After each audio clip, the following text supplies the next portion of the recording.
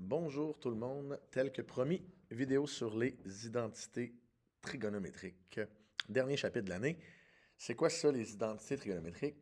En fait, ce sont des équations qui impliquent les fonctions trigonométriques et qui sont vraies, peu importe la valeur de l'angle qu'on utilise.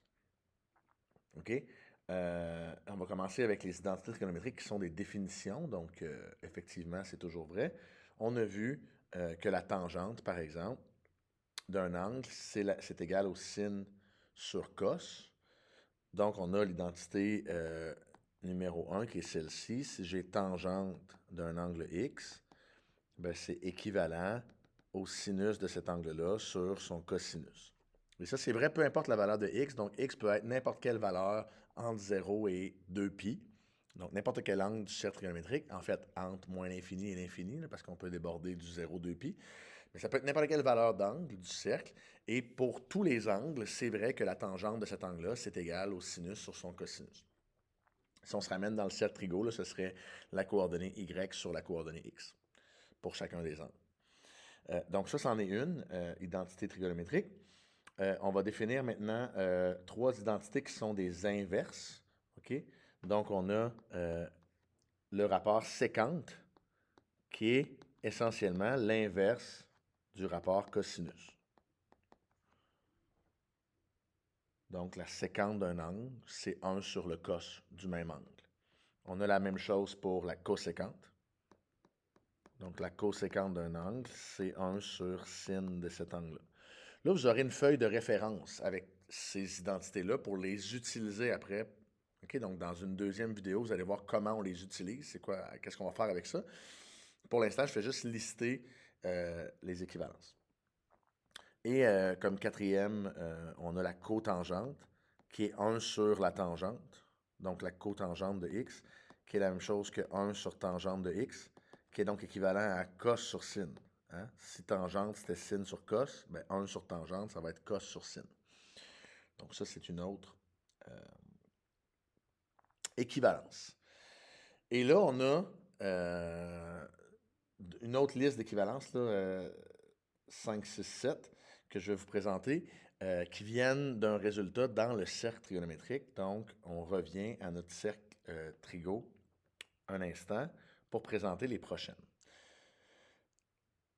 Si on se rappelle bien, dans notre cercle trigonométrique, j'ai mon cercle. Et si je prenais un point, n'importe lequel de mon cercle, disons ça c'est 0, ça c'est pi sur 6, j'obtenais que cette distance-là, en x, ça correspondait au cos de mon angle. Mettons que ça, cet angle-là, c'est x ici, donc ça, c'était le cos de x. Puis ici, c'était le sinus de x, OK, en y.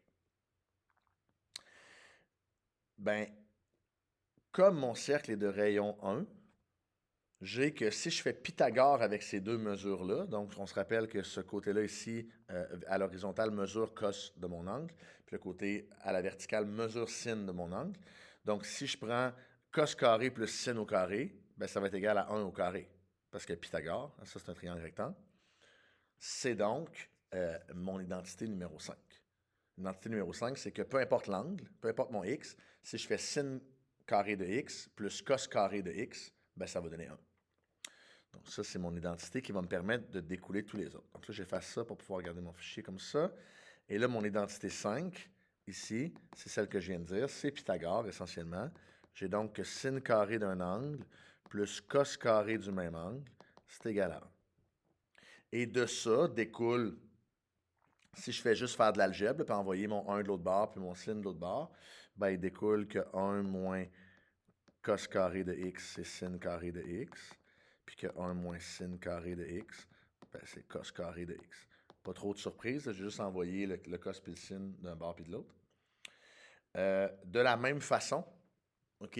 Puis là, je ne vous ferai pas le dessin nécessairement dans le cercle trigonométrique, mais si on prend les rapports inverses puis on se met à faire Pythagore en exprimant les côtés comme des rapports inverses, on aura cette identité-là, qui est que tan carré d'un angle plus 1, c'est égal à la sécante carrée d'un angle.